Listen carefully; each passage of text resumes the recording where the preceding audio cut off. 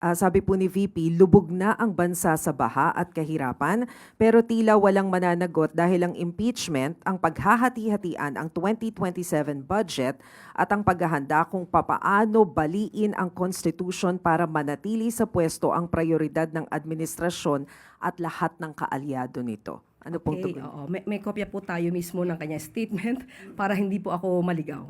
So doon po sa lubog na ang bansa sa baha, totoo naman po. Kitang-kita po natin ito sa Davao City. Kaya nga po nagpabigay na agad ng utos ang Pangulo kay Secretary Vince Dizon na ayusin ang pagbabaha, na malalang pagbabaha sa Davao City. At nakita po ni Secretary Vince Dizon na merong isang proyekto doon na 2019 pa ay hindi naaayos. At sa 10 taon ay walang dredging na ginawa. Kaya po, inutos ng Pangulo, agad-agad itong ayusin para sa mga kababayan natin sa Davao City. At kung pananagutan lang din naman po ang pag-uusapan, of course, nagsalita na rin po si Ombudsman Boying Rumulya na magsisimula na rin po sila sa pag-iimbestiga tungkol sa malaking pondo dito sa Davao City at tinuturing na epicenter ng mga flood control projects. Pero, hindi naman po niya ibig sabihin na mayroon na agad na issue ng korupsyon. At nakikipag-ugnay na rin po tayo dahil kailangan na rin pong makita at maimbestigahan. Aking ipapakita ang report dated May 30, 2022 kung saan as of March 2022 ay mayroong 13,917 flood control projects na kumpleto sa panahon ni dating Pangulong Duterte. So dapat po talaga itong makita at nakikipag-ugnayan din po tayo sa DPWH na dapat natin malaman kung ito ba ay numero lamang o totoong mga nag-i-exist.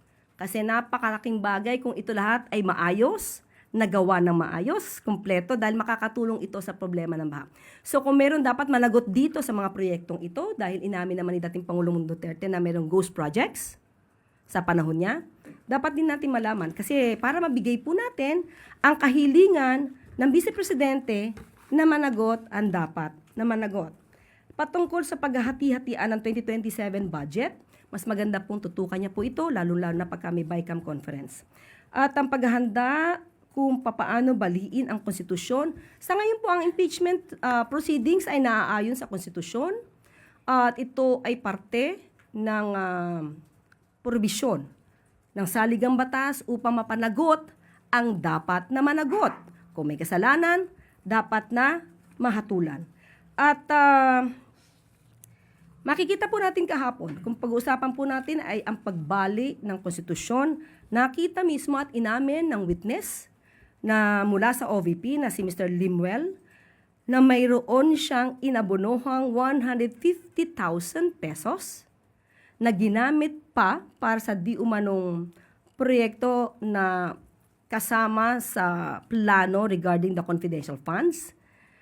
So, may 125 million pesos na hindi pa nakontento at kumuha pa ng additional 150,000 pesos mula di umano kay Limuel Ortonio.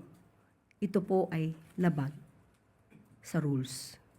At pati po yung pagbigay or paggamit ng mga cash or nagkaroon ng cash advancement payments para sa mga obligations incurred o mga obligasyon na nagawa bago pa man ma-receive or ma-withdraw ang confidential funds, ito po ay labag din sa rules.